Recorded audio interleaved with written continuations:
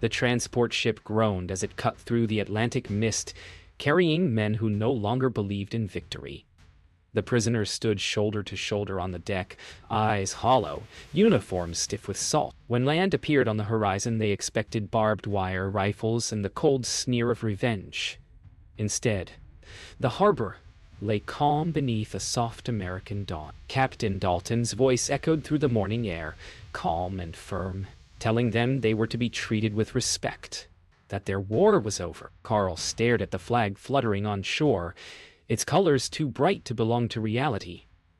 Fritz whispered that perhaps it was a trick. But then a group of American soldiers came forward, not with weapons raised, but with paper cups of steaming coffee.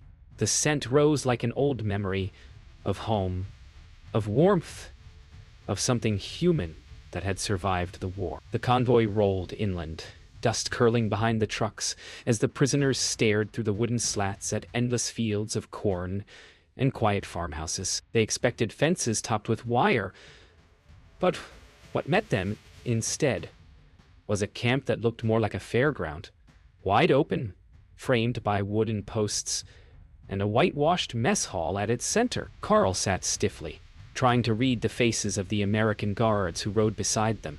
Some smiled faintly, others looked bored. Fritz couldn't help but whisper that America didn't feel like an enemy. Captain Dalton's jeep led the way, his figure calm, scanning the road ahead. The sound of the engines mixed with the hum of cicadas and distant church bells, a rhythm that felt impossibly normal. When the trucks stopped, a young corporal, Ellis Brooks, waved them down, calling out with a grin, "Welcome to Texas, gentlemen." The men exchanged bewildered looks. Texas. None of them had ever imagined captivity could smell like warm dust and fresh bread. When they reached the camp, the prisoners were ordered out. No shouting, no rifles aimed, just routine commands in clear English. The barracks stood clean, their doors unchained. Each man was given a number, a bunk, and a linen blanket that smelled faintly of soap. The disbelief among them was palpable. Carl looked out at the open field beyond the fence, where children's laughter carried from a nearby farmhouse.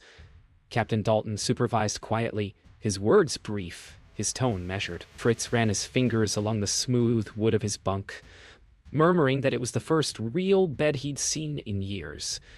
The guards handed out bread, butter, and even jam. For a moment, there was no war. Just men trying to understand kindness they didn't believe possible. That evening, the sky turned violet, and the air smelled of cut grass and distant rain. From the camp's edge, Carl watched a small town flicker with lights across the field. The faint glow of diners, gas stations, and porch lamps. He could hear laughter drifting through the still air. Fritz joined him, whispering that maybe the Americans didn't hate them after all. Carl didn't answer. His eyes traced the horizon, searching for something he couldn't name. Inside the mess hall, Captain Dalton sat with Mary, who had come to help prepare supper. They spoke in low tones about the prisoners, about trust, about decency. Mary told him that kindness wasn't weakness, it was strength after war. Dalton looked out at the campfire beyond, where the prisoners huddled quietly, the flames painting their faces in shades of disbelief and wonder. Night deepened, and the camp settled into uneasy silence. Crickets sang outside as rain began to patter softly on the barrack roofs. Carl lay awake, staring at the ceiling, listening to the foreign rhythm of peace. Fritz murmured something in his sleep. A name, perhaps a memory. In another cabin, Captain Dalton wrote in his journal, reflecting on what his father once said, "Mercy is harder than war." Mary's handwriting joined his on the page. "A single line," she added before turning in. "If kindness can confuse them, maybe it can change them." Outside, a lone guard hummed a tune under his breath, and for the first time since Europe, Carl felt safe enough to close his eyes. Days passed, and the disbelief settled into a cautious rhythm. The prisoners worked in the nearby fields, repairing fences, harvesting corn, tending to livestock. Carl found it strange that the guards carried rifles yet kept them slung, hands always free. Fritz joked once that the Americans must have gone mad, treating their enemies as farmhands instead of criminals. Captain Dalton visited often, driving between fields, ensuring both fairness and structure. He spoke to the men not like captives, but like laborers. It was a rhythm that dulled the ache of captivity, but sharpened the confusion in their hearts. The food was good, the air was clean, and every night the men lay beneath a sky so wide it made Europe feel like a box. Yet, behind Carl's calm stare lingered the same question none dared voice aloud. Why would anyone show mercy to men who once fought to destroy them? In the mess hall, laughter began to echo. At first, it startled them. The sound of men laughing freely again. The cooks, all local women under Mary Dalton's supervision, served meals with polite nods. No one jeered. No one sneered. The POWs began to mimic American words they overheard. Thank you, good morning. Carl found himself saying them too, almost without thinking. One evening, Mary paused at the serving table, watching Carl thank her for the bread.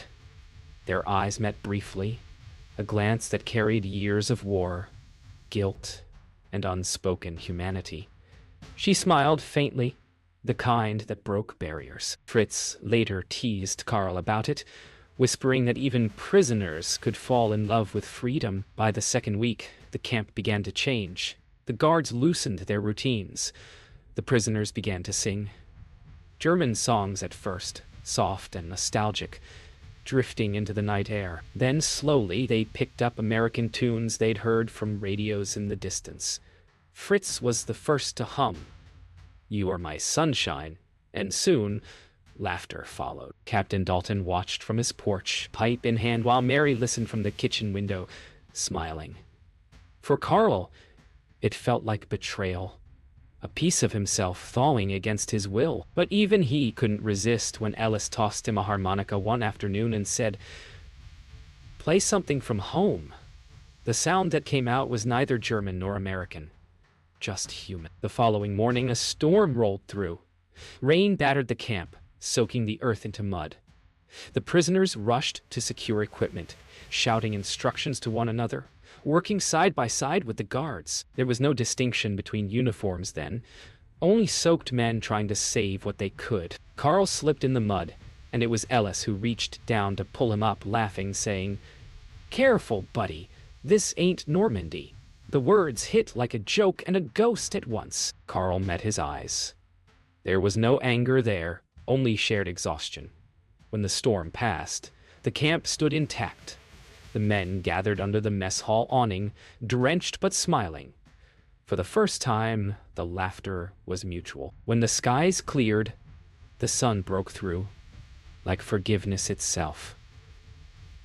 The air was clean again, the earth soft beneath their boots. Captain Dalton gathered the prisoners in the yard and told them they had earned trust. From now on, they could move freely within camp limits without escort. A ripple of disbelief passed through the crowd. Carl stood silent, hands folded, unsure how to feel. Freedom, even partial, felt heavier than captivity. Fritz grinned like a child, saying it felt like the war had ended twice. As the sun set behind them, the men stood in a golden haze. Once enemies, now simply men sharing the same light. Summer came thick and slow, painting the camp in waves of golden heat. The men worked shirtless in the fields, sweat streaking through dust, the air filled with the drone of cicadas. One afternoon, a supply truck rolled up, carrying crates packed with ice and glass bottles that gleamed in the sun. Word spread fast. Coca-Cola. Some thought it was a joke, but Captain Dalton's smile said otherwise. Mary helped set up a makeshift stand outside the mess hall, where the cook served scoops of ice cream in metal bowls, cold mist curling above them. The POWs lined up, silent at first, uncertain if this was real. When Carl took his first spoonful, the sweetness hit him like a memory he'd forgotten existed. Fritz laughed aloud, soda fizzing up his nose, unable to contain it. Around them, laughter broke barriers that no treaty ever could. For the first time since the war began, they didn't feel like prisoners. They felt human again. That night, the camp buzzed with the echo of the day's laughter. Some men saved their empty bottles, treating them like souvenirs from another world. Carl sat outside his barracks, turning his Coke bottle in the firelight, the glass glowing amber. Fritz joked that he'd tell his family back home the Americans served dessert to their enemies. But Carl didn't laugh. He thought of his brother, still fighting in Europe, of the hunger, the ruins, the propaganda that called these same people monsters. How could he explain this moment, this sweetness, after so much bitterness? Above them, fireflies blinked like silent applause. The stars were brighter here, as if even the sky wanted to forget the war. The next morning, the local newspaper ran a story: "Enemy soldiers help harvest crops, enjoy ice cream social." The headline drew mixed reactions in town. Some locals arrived that evening, curious to see if the rumors were true. They found laughter, music, and men who looked nothing like the devils they had imagined. Mary watched from the steps as a little girl handed Fritz a wild flower through the fence. The young German froze, unsure what to do, then tucked it carefully into his pocket. Captain Dalton nodded quietly from afar, saying nothing. Small acts like that meant more than orders ever could. Days later, a shipment of supplies arrived late, and the guards invited a few prisoners to help unload. It wasn't duty. It was trust. Carl and Fritz worked side by side with Ellis, passing crates and joking about whose country built stronger boxes. When one crate burst open, revealing more Coca-Cola bottles, Ellis laughed and tossed one to Carl. "You earned it," he said. The clink of glass sounded like a truce. They sat on the tailgate, sweat glistening in the sun, sipping together in silence. It wasn't friendship exactly. It was something simpler, cleaner. The kind of peace that comes from finally seeing the other side as human. That evening, Captain Dalton stood outside his office watching the prisoners unwind. Laughter floated across the camp again. Unforced, light, impossibly peaceful. He saw Carl leaning against the fence, Coke bottle in hand, staring toward the distant horizon as if searching for the edges of this strange mercy. Mary joined her husband, resting a hand on his arm. "You think they'll remember this?" she asked softly. Dalton nodded. "You don't forget the day your enemy forgave you first." Across the camp, Fritz raised his bottle in a mock toast. Carl joined him, and for a fleeting moment, war felt like a rumor carried by someone else's wind. It was Sunday when Captain Dalton announced that mail would finally be allowed to leave the camp. A murmur spread among the prisoners, a lifeline to the world they had left behind. Carl sat at a wooden table beneath the shade of a pecan tree, staring at the blank page before him. How could he describe this place to his mother without sounding mad? He began with facts. He was alive, healthy, treated fairly, but the words felt empty. Around him, men wrote feverishly, tears smudging ink. Fritz leaned over his own letter, tongue pressed to his lip, trying to find the right word for ice cream in German. He laughed softly, saying, "They'll never believe us." Carl didn't answer. He simply looked at the Coke bottle on the table, catching sunlight in its glass, and wrote, "The Americans are nothing like they told us." By evening, the letters were collected, sealed in brown envelopes stamped with military approval. Carl handed his to Captain Dalton, hesitating before letting go. Dalton noticed the weight in his expression, not fear, but the strange humility of a man who has found something precious in captivity. "You wrote the truth?" Dalton asked quietly. Carl nodded. "They wouldn't believe it." Dalton smiled. "That's not your fault." Later in the mess hall, Mary and Ellis helped stack the mail for transport. Mary paused on one, reading the neat German script of Carl's name. She didn't open it. She only traced the letters with her finger, whispering, "Let them know mercy still exists." Weeks later, responses began to arrive. Fragile pieces of home, heavy with disbelief. Fritz received a letter from his sister, written in disbelief that he could drink Coca-Cola while she queued for bread and bombed out cologne. He read her words aloud, tears mixing with laughter.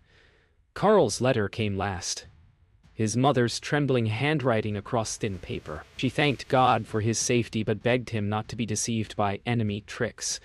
Carl folded the letter carefully, placing it under his pillow. That night he couldn't sleep. He wondered if mercy only mattered when someone was willing to believe in it. Rain returned one night, soft and steady.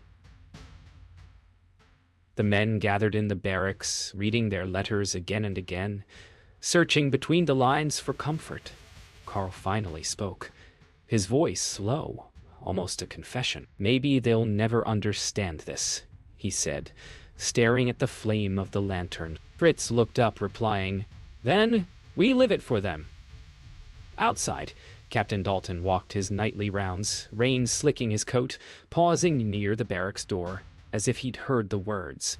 He didn't enter. He simply stood under the downpour, letting the sound of foreign voices and quiet faith mix with the rain.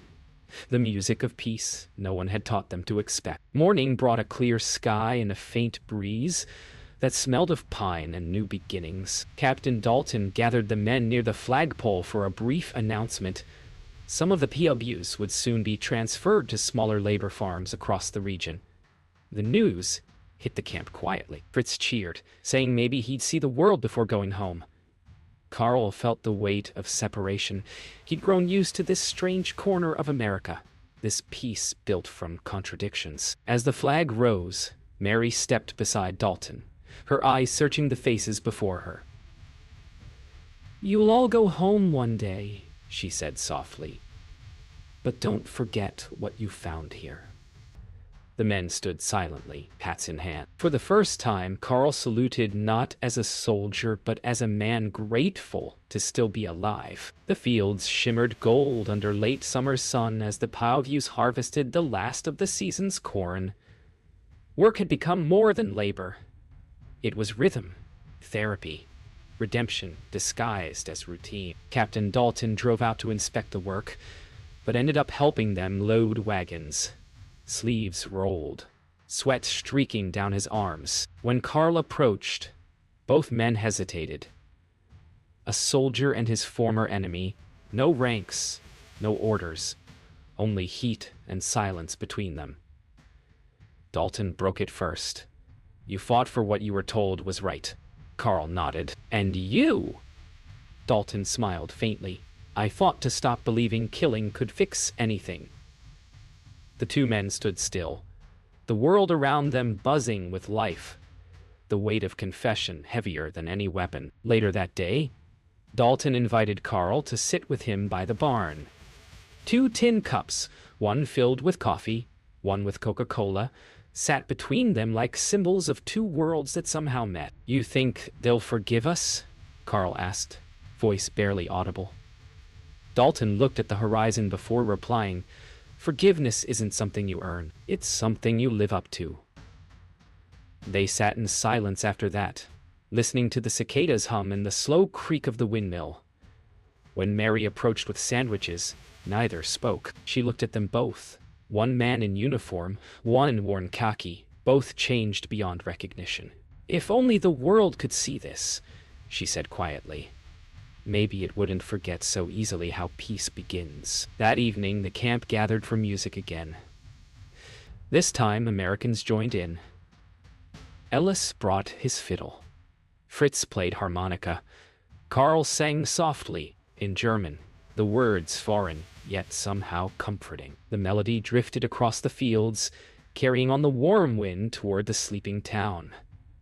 Dalton stood near the gate, arms folded, watching his men and the prisoners laugh together. For the first time, the war felt smaller than the people it had tried to divide. The guards didn't look like guards anymore. They looked like neighbors. When the last song faded, silence didn't feel empty. It felt whole. The following morning, Carl was summoned to Dalton's office. Orders had arrived.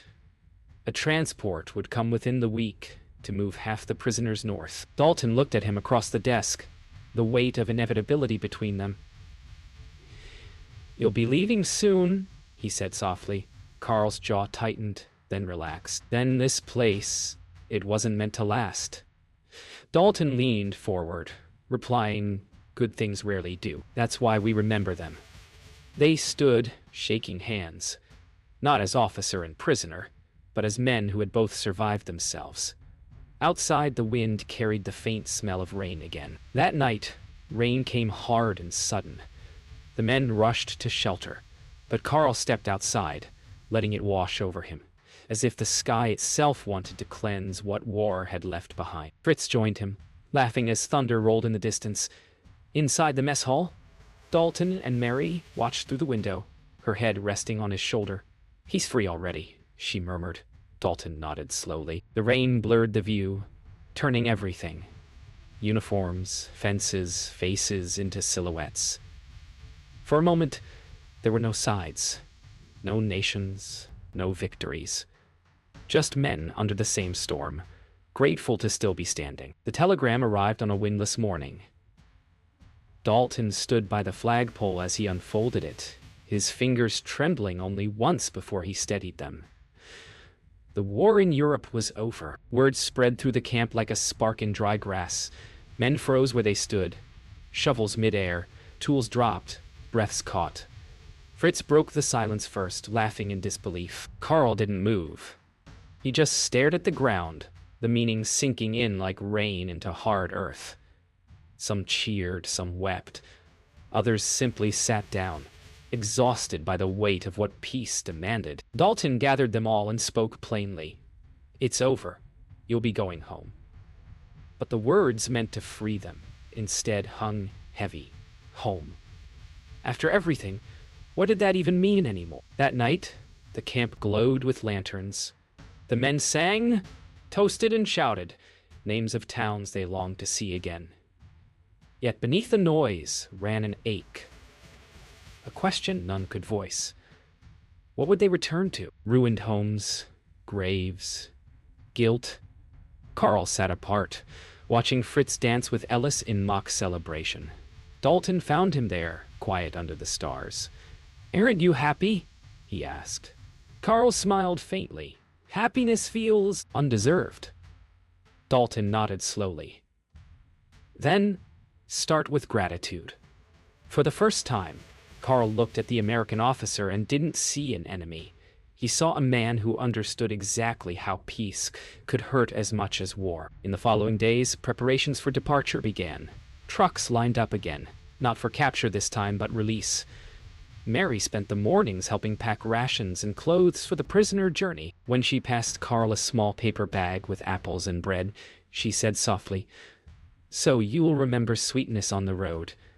He tried to thank her, but the words caught. Fritz walked by whistling, already dreaming of home, but Carl lingered near the fence, unwilling to let go of the quiet order that had somehow become sanctuary. Inside the office, Dalton signed the transfer papers, staring at his own reflection in the window, wondering if peace ever felt peaceful for the ones left behind. The day before departure, the men gathered one last time by the fire. No songs, no speeches, just silence thick with unspoken goodbyes. Dalton joined them, setting down his cap beside Carl. Fritz stared into the flames, eyes bright, whispering, "Do you think they'll see us as monsters back home?" No one answered. Carl finally said, "Then we must show them what mercy looks like." Dalton's gaze lifted to the stars, nodding almost imperceptibly. The fire crackled and hissed, sending sparks into the dark, tiny embers rising toward a sky that seemed too vast for the world they had once fought over. When dawn broke, the convoy was ready. The prisoners loaded their few belongings, letters, keepsakes, empty Coke bottles, the small evidence of a strange, gentle captivity. Mary stood near the mess hall, her apron damp with tears she refused to show. Fritz waved from the truck, grinning like he always had. Carl lingered by the gate, facing Dalton one last time. No salute, no handshake this time, just a nod between men who no longer needed words. Hurry! As the trucks pulled away, dust rising behind them, Carl looked back through the slats and saw Dalton and Mary standing together, smaller with each passing second. The last thing he saw before the horizon swallowed them was the flag fluttering in the sunlight. Not a mark of victory, but of mercy. The ship that carried them back to Europe moved slower than the one that had brought them. Silence ruled the deck. Laughter was rare now. The men leaned against the rails, watching the Atlantic stretch endlessly ahead, gray and restless. Carl stood with Fritz at the bow, both wrapped in military-issue coats too thin for the cold. "Home," Fritz said, the word fragile in his mouth. Carl didn't answer. He thought of the fields in Texas, the ice cream, the laughter that had felt borrowed from another life. When America finally faded into mist behind them, he whispered, "Maybe home isn't a place anymore." Fritz smiled faintly, eyes fixed on the horizon. "Then we'll find one anyway." When they arrived in Germany, the smell of ash still hung in the air. Cities lay in ruin, streets broken, churches hollowed out like old bones. The Red Cross escorted them through what was left of their homeland. Not victors, not even soldiers, just ghosts returning to what war had forgotten. Fritz spotted a boy playing in the rubble and waved, but the child only stared, wary of men in uniform. Carl kept walking, boots crunching over glass, the sound sharp in the silence. He clutched the letter from his mother, worn and folded a dozen times. In his pocket, the empty Coca-Cola cap rattled faintly with each step. A memory small enough to carry, yet large enough to remind him who he'd become. Carl returned to his village days later, or what was left of it. The farmhouse stood half-burned, windows broken, roof sagging under age and war. His mother sat outside, gray hair tied back, hands still strong. When she saw him, she froze, disbelief twisting into tears. They embraced without words, grief and relief tangled like vines. That night he told her about Texas, the kindness, the laughter, the ice cream. She listened, eyes wide with something between awe and confusion. "They gave you Coca-Cola?" she asked softly. Carl nodded. "And mercy." She turned away, whispering, "Then maybe there's hope left for us too." Weeks passed. Carl began rebuilding what he could, mending fences, planting crops, fixing windows. Fritz visited often, carrying small bundles of supplies he'd traded in town. They never talked about the war anymore. Instead, they spoke of the people they'd met. Dalton, Mary, Ellis. Names that sounded almost mythical here. One afternoon, Carl took out the Coke bottle cap, placing it on the table beside his mother's teacup. "Keep it," she said, "a reminder that the world isn't all broken." He smiled faintly, staring out the window at the pale winter sun. "No," he said, "not all of it." Spring came, soft and green, painting over the ruins with fragile color. Carl stood in the field he'd replanted, feeling the soil warm under his hands. The wind smelled of rain and grass instead of smoke. Fritz joined him, holding a newspaper. It told of rebuilding, of peace talks, of a world trying to remember how to be kind. Carl smiled faintly, looking toward the sky. "Do you think they remember us there?" he asked. Fritz laughed. "They probably tell stories about how we couldn't believe they fed us ice cream." Carl chuckled softly, shaking his head. "Then maybe they remember enough." The two men stood side by side, the wind carrying laughter through the young corn. Two former enemies growing life from the same earth.